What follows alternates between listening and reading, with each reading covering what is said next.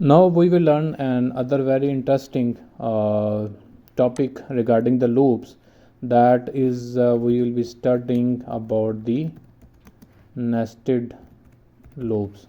What does nested loop means? It means that a loop within a loop.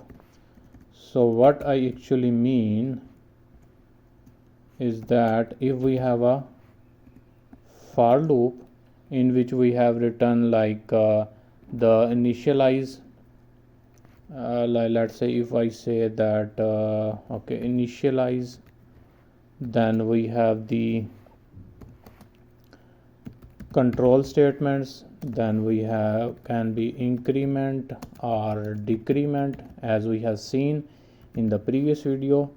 And after this we write our statements of code over here, whatever program you want to write.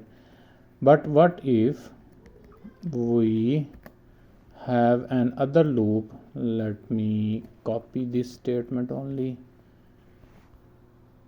Let's paste over here and let's add another. So in this you can see that we have a loop, for loop within a for loop over here. This is outer for loop, this is the inner for loop. So this situation is called the nested loop. So let's say if I want that over here that the when the green LED blinks for the 2 times, the red LED should blink once. So for that we can do over here, let's write some example code over here. Let's comment this and let's save and let's write a nested loop over here in the void setup function. Let's say if we have a for and I want to execute I is equal to 0, and I should execute, the outer loop should execute 5 times, and it should be I plus plus, and let's start it from the 1, and we can write I is less than equal to 5. It should again execute for 5 times, and let's in the body of the for we can write another for loop, and we can say that let's say j is equal to 1, and I want this j to execute for let's say 2 times, and j should increment, and this loop has its own body. Now let's save this. We don't have declared anywhere j, so let's declare this int j is equal to 0, and let's save this. Now what will happen that the when outer loop will execute 1 times, the inner loop will execute twice. So let's write over here, I can write that serial dot print, and let's print over here I, the value of I, and similarly copy, and when for value of I, the value of j will be over here, and what we will do for the first time, we can write digital write pin number 13 high,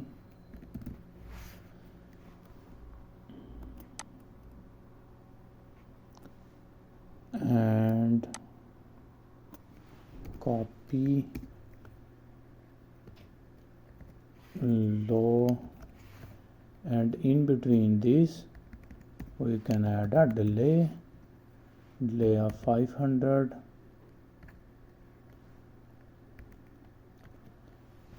So, and inside we will write digital write. The green LED is connected to pin number 12, high.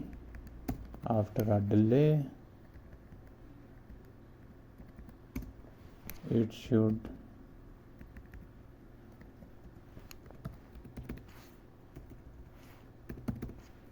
digital write, pin number 12, low. So let's save this. Now what will happen, that when the microcontroller will come over here at this position, it will check it's a for loop. It will say that I is equal to 1, will check that I is less than 5, then it will execute all these lines of code within its body. So what it will do, it will print the value of I on the serial monitor. After that, it will turn the red LED which is connected to pin number 13 high. After a delay, it will turn off. And then what will happen, our this loop will execute over here, in which it will first print the value of j, then it will print the value it will print high to, it will write high to pin number 12, which is a green LED. It will turn on, then after a delay it will be turned off. And this situation will happen until we have it will happen twice. So we can also add over here a delay so that we can see that our LED has blinked over here. Now let's save and let's run the simulation. Let's see what happens. So there is some mistake. Let's see what is the mistake. Digital write 13 high, suggested alternative sign high. Over here we have to write it in uppercase. So let's save this, let's run the simulation, and now you can see red LED is on, and it's now, you can see for one red LED on, the green LED is blinking twice. So let's just stop this and let's if we can have a better look at the serial monitor. So for that we can write over here print line feed, so that it will be on the next line. For each this variable, this will be for each, like if this will print 1, this will print 1 but on the next line. So let's save this and let's run the simulation. Now you can see that we have 1, this is for serial, this is 1 due to this one serial print function, and the next it will execute this complete scenario will happen 5 times. So let's add something more. Over here we can write serial dot print line. We can add end of nested. This will print end of nested loop. We can easily see that our nested loop has completely executed.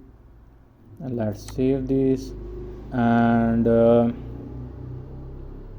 let's add a line over here so that it should be on the next line. Let's save this, let's run the simulation again.